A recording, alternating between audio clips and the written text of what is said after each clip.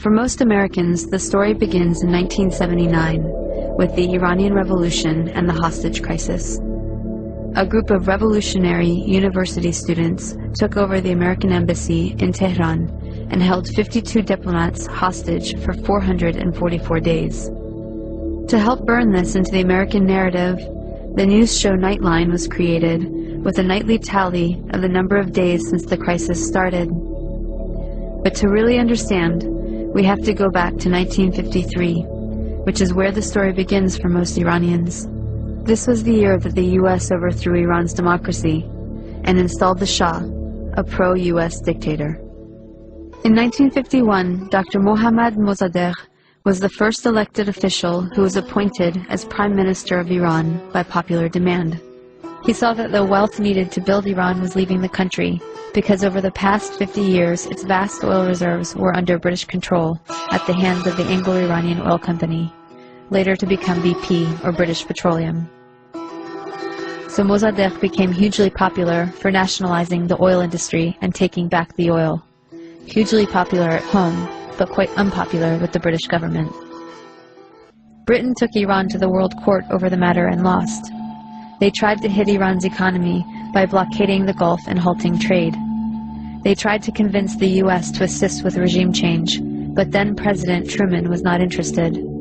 However, when U.S. President Eisenhower took office in 1953, Britain was able to persuade him under the Cold War pretext that Mossadegh relied on Iran's Communist Party for power. The newly formed CIA was sent to engineer a coup, codenamed Operation Ajax. Iran's monarch, the Shah, returned to power. He had previously been weakened by the new parliament, a short democratic experiment designed to limit his powers. After 1953, he returned fully backed by UK and US power, and the oil was soon flowing under control of Britain, America, the Netherlands, and France. The Shah became increasingly arrogant, opulent, and autocratic over his 25-year rule. He instilled fear in the population with a secret police known as Savak, created by the American CIA and Israeli Mossad, that tortured and imprisoned those who dared to dissent. He crushed all political opposition. Troops were sent to massacre demonstrators. He pushed a white revolution to modernize and westernize the country, giving women the right to vote and other reforms. But ultimately, he served the elites and created a huge economic gap for the poor masses. Powerful religious leaders saw that he was forcibly trying to rid Iran of Islam in a country that was 90% Muslim. One of the Shah's leading critics, Ayatollah Ruhollah Khomeini, was arrested and imprisoned for 18 months. After his release in 1964, Khomeini was sent into exile for 14 years. From abroad, he continued his anti-US, anti-Shah campaign through sermons on cassette tapes that made their way back into Iran and circulated as people copied and shared them. By the end of the 1970s, things had gotten so bad that major protests and the violence that followed were becoming a regular occurrence. The Shah declared martial law and banned demonstrations. This resulted in a huge protest and a general strike that shut down the economy. Soon over 2 million people flooded a public square in Tehran, demanding to remove the Shah and for Khomeini to return, and that is exactly what happened. One important thing to note is that the CIA orchestrated the 1953 coup out of the very same American embassy in Tehran that was later the site of the hostage crisis, right after the Shah was overthrown by popular revolution in 1979. The students were convinced that once again, the U.S. had plans to overthrow their revolution. In fact, U.S. President Carter did send a NATO general to instigate a military coup, but it failed. Iran and the U.S. had an extradition treaty in force that obligated the Carter administration to return the Shah to Iran as an indicted criminal. The students had 4 demands. Return the Shah to Iran for trial. He had been accepted into America for medical treatment. Return the Shah's wealth to the Iranian people. A promise from the U.S. not to interfere in Iran's affairs in the future.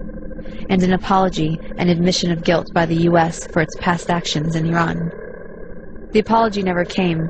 But 20 years later, Secretary of State Madeleine Albright did acknowledge the U.S. role in Mossadegh's overthrow. So Khomeini took power in 1979 and instituted a government under Islamic law. Within a year of the revolution, Saddam Hussein invaded Iran without provocation, seeking control of Iran's oil-rich Khuzestan region and key oil shipping waterways. The resulting Iran-Iraq War from 1980 to 1988 was the longest and one of the most devastating conventional wars of the century. At least 500,000 Iranians were killed. This war further cemented resentment of the U.S. government, as they were playing both sides. On one hand, they were supporting Iraq, providing money, technology, and intelligence, including satellite photography, to help Iraqi bombing raids. The U.S. helped provide Saddam Hussein with weapons by giving him agricultural credits and pressuring Gulf states to give him billions in loans, so he could buy weapons from Western Europe, China, and Russia. The U.S. Department of Commerce issued licenses to export materials for Iraq's weapons of mass destruction program. The U.S. continued its support even after learning that Iraq was using chemical weapons against Iran, not to mention against its own citizens, to stop an uprising of Kurdish separatists. As a test of fairness, we might imagine that Iran invaded and occupied Canada and Mexico, and had aircraft carriers sitting in the Caribbean. Imagine then if Iran had the power to label the U.S. the axis of evil and cut us off from the rest of the world, and then threaten to attack us if we didn't stop generating nuclear power. What if Iran had overthrown the U.S. government 50 years ago and installed a dictator friendly to Iranian interests, who kept it in power for 25 years? At that point, imagine that Christian fundamentalists, who currently represent about a third of the U.S., took power and began ruling under church law, followed by an unprovoked invasion by Canada, supported by Iran and ignored by the UN, in which it nearly destroyed the U.S. Would it be possible to imagine Iran as liberators? Would Iran be justified in attacking if the U.S. government helped Christian fundamentalists in Canada to take up resistance? Would it be justified to hate and fear all Christians because of the ones that took and abused power in this context?